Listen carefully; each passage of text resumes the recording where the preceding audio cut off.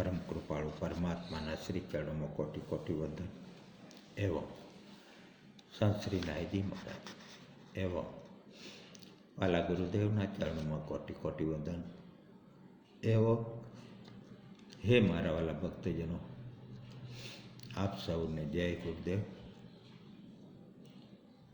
संत श्री नायजी महाराज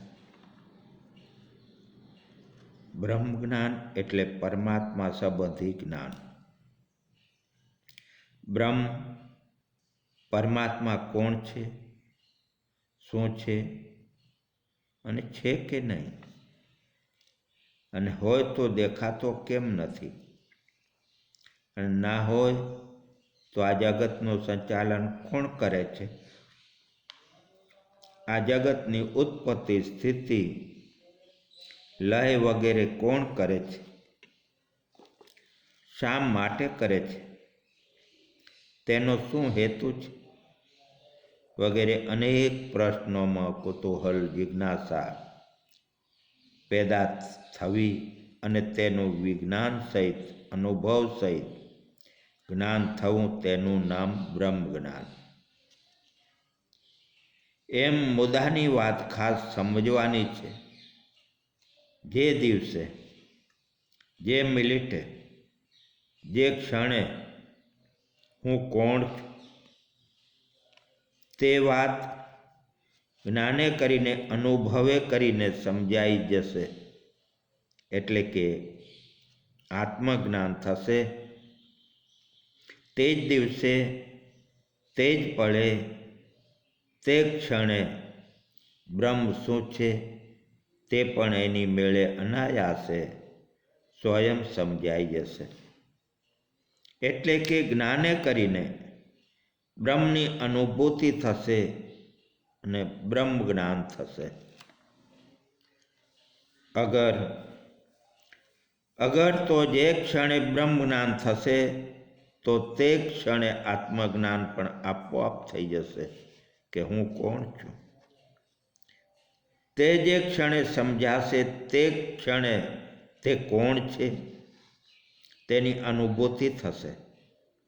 अगर तो ते कोण छे तेनी अनुभूति थतानी साथे ते क्षणे हूँ कोण छुं अने ते क्षणे एक बीजी अत्यंत आश्चर्यमय अने आह्लादक अनुभूति थशे के हूँ अने ते ए बे नथी, द्वैत नथी, परंतु एक तत्व छे, अद्वैत छे।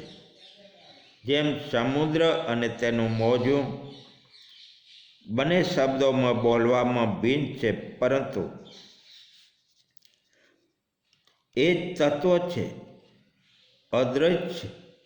जेम समुद्र अने तेनुं मोजुं बने शब्दों में बोलवा में भिन्न छे, परंतु तत्वे करीने मोजुं ए समुद्रनो ज भास छे। तेम हूँ ए ते नोज ए अंश छे। ते सिंधु छे तो हूँ बिंदु छूँ। तत्व करीने एक ज अद्वैत छे ए वात बराबर समजाशे अने जे क्षणे आत्मज्ञान अने ब्रह्म ज्ञान प्राप्त थशे, अनुभवाशे, ते क्षणे आ आखुं जगत ए बीजुं कशुं ज नथी, परंतु ते मात्र ब्रह्मनी एक बनावट ज छे अने तेनी खातरी थशे अने ते क्षणे आ तमारो संसार, देह, घर, स्त्री पुत्रादि, धन दौलत, सत्ता, प्रतिष्ठा आ वगैरे पण तमारी पोतानी बनावट ब्रह्म अगर तमारो पोतानो ज प्रपंच संसारनी उपाधिओ छे तेवी ज खातरी थई जशे अने समस्त जगत में वास्तविक सत्ता मात्र ब्रह्मनी ज छे तेनुं आपने ज्ञान थशे।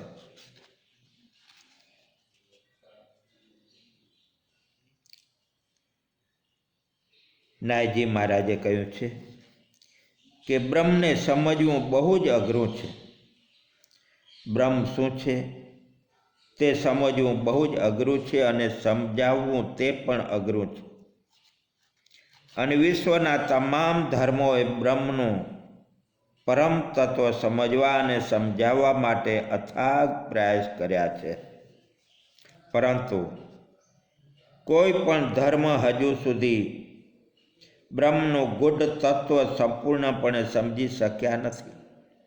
અને કદાચ કરોડોમાં કોઈક સમજ્યા હશે તો તેને યથાર્થ સમજાવી શક્યા નથી. ખુદ વેદો પણ હાથ જોડી ગયા છે અને બ્રહ્મના સ્વરૂપને નેતિ નેતિ કહીને નકારાત્મક ભાષામાં બોલે છે. કોઈ નજરો નજર બ્રહ્મ બતાવી શક્યા નથી અને કદાચ બતાવી શકશે પણ નહીં. બ્રહ્મ એ કોઈ રોકડા રૂપિયા જેવી વસ્તુ નથી કે જે કોઈ ખિસ્સામાં તરત જ હાથ નાખીને બહાર કાઢીને બતાવી દે કે લો આ બ્રહ્મ. આકાશ કેટલું ઊંચું અગર ઊંડું છે અને કેટલું અમાપ અનંત અને અગાધ છે તે જોવા માટે મચ્છરથી માંડીને ગરુડ સુધી તમામ નભચર પ્રાણી પક્ષીઓ અનંત કાળ સુધી ઉડે તો પણ તે આકાશનો પાર પામી શકે તેમ નથી. ચકલીની તાકાતથી ઉડે, કાગડાની તાકાતથી ઉડે, સમડીની તાકાતથી ઉડે, બાજ પક્ષી તેની તાકાતથી ઉડે. અરે ગરુડની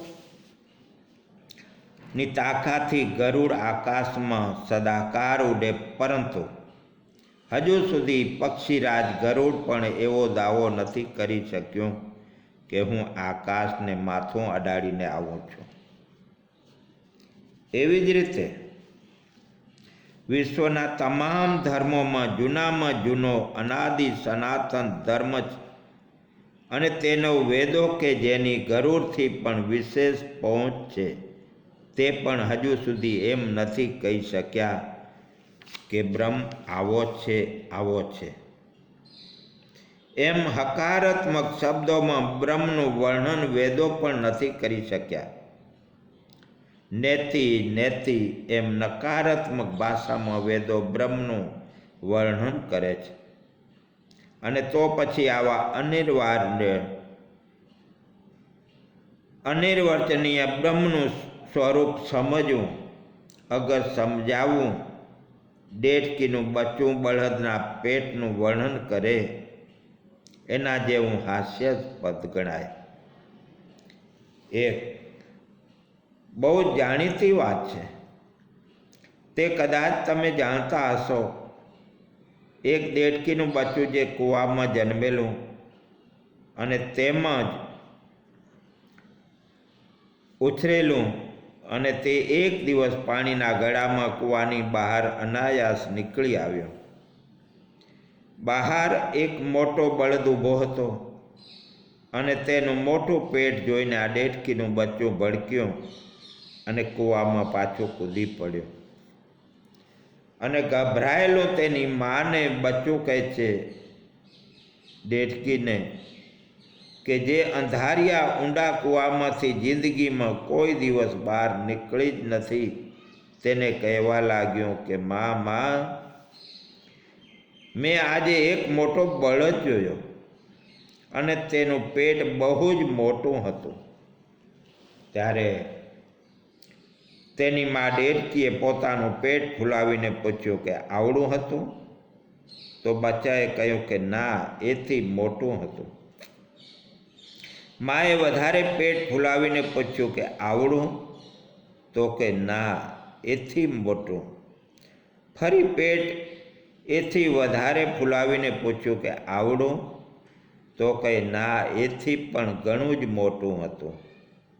એમ વારંવાર વારંવાર ડેડકી વધારે ને વધારે પેટ ફૂલાવતી જ ગઈ અને પૂછતી ગઈ કે આવડું આવડું આવડું, અને બચ્ચું કહેતું ગયું કે ના, એથી મોટું, એથી મોટું, એથી મોટું, એથી તો ઘણું મોટું. બચ્ચું દરેક વખતે નેથી નેથીની નકારાત્મક ભાષામાં જવાબ આપતું ગયું, અને તેમ તેમ ડેડકીનું પેટ મોટું થતાં એ ફસકી ગયું, ફાટી ગયું, પરંતુ તે બળદના પેટ જેવડું ન થઈ શક્યું, કોઈ કાળે થઈ શકે જ નહીં. એ જ પ્રમાણે બ્રહ્મ કેવડો મોટો અગર કેટલો નાનો છે તે કોઈ બતાવી શક્યું નથી, અને બતાવી શકાય તેમ પણ નથી. એટલા માટે બ્રહ્મના સ્વરૂપનું વર્ણન કરતા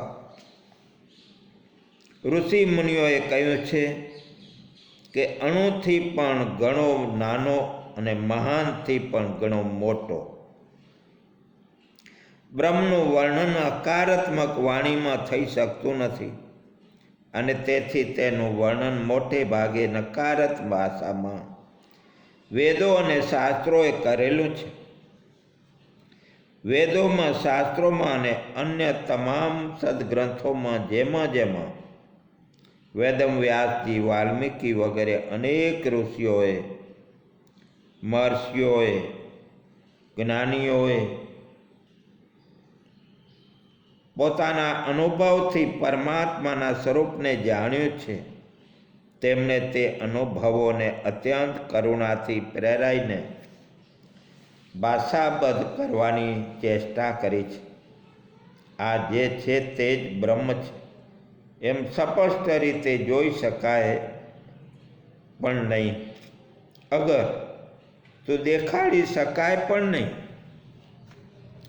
ઉપનિષદમાં બ્રહ્મના સૂક્ષ્મતમ ભાવનો સંકેત કરતા બ્રહ્મની અનિર્વચનીયતા અને જિજ્ઞાસુને માટે આ બધું કોનાથી પ્રેરિત છે એ ભાવને હલ કરેલો છે, અને ભૌતિક બુદ્ધિથી તેનો સાર નહીં પમાય, કારણ કે બ્રહ્મ બધાયનું સાર તત્વ હોવાથી બધાની અંદર છે.